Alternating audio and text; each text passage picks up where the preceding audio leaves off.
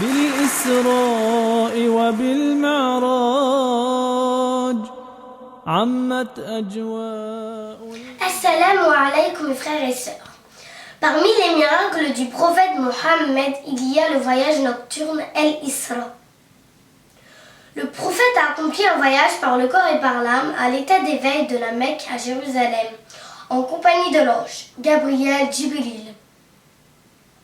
Ce miracle est cité dans le livre du Coran et dans la Sunna du prophète Mohammed.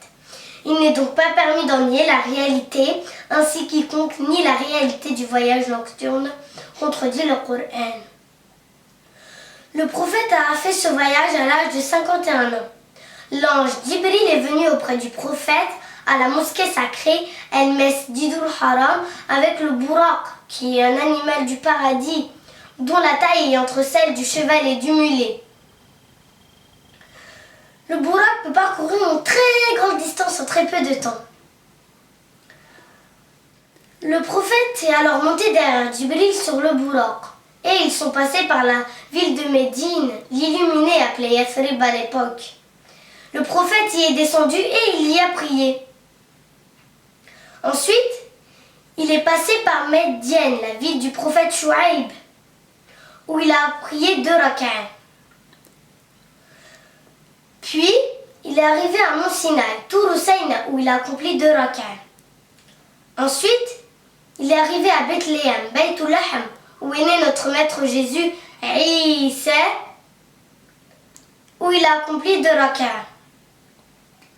Lorsqu'il est arrivé à Jérusalem, Baytul Maqdis, il a attaché le Buraq à l'anneau, auquel les prophètes attachaient leur monture. Puis il est entré dans la mosquée de Al-Aqsa.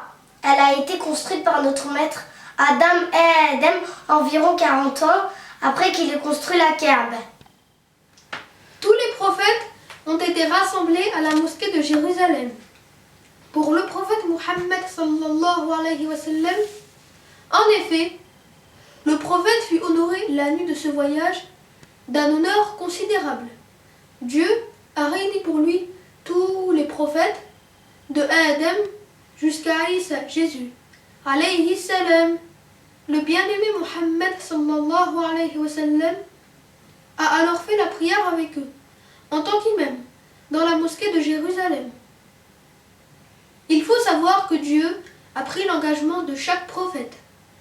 Au cas où le prophète Mohammed sallallahu alayhi wa sallam serait envoyé de leur vivant, de croire en lui et de le soutenir.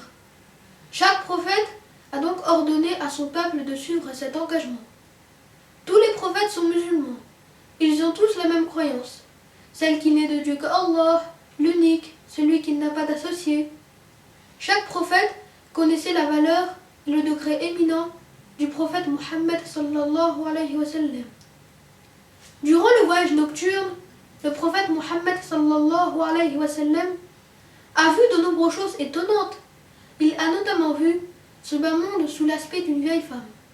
En effet, ce bas monde, quel qu'en soit l'embellissement, va à sa fin.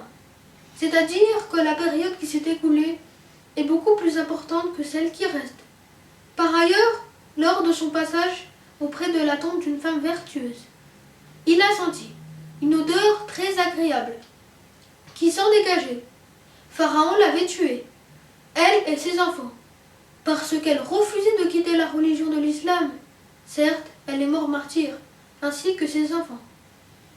Puis, par la suite, a eu lieu l'ascension au-delà des 7 cieux. Nous expliquerons ce qu'il s'est passé lors de cette ascension dans notre prochain rappel, Inch'Allah. Nous vous invitons donc à découvrir dès la semaine prochaine notre nouvelle vidéo, ainsi que toutes les autres semaines, Inch'Allah. Barakallahu fikum, wassalamu alaykum. بالإسراء وبالمعراج عمت أجواء الإبهاج فعلى الهادي صلينا والأنوار عليه تاج والأنوار عليه تاج. بالإسراء وبالمعراج عمت أجواء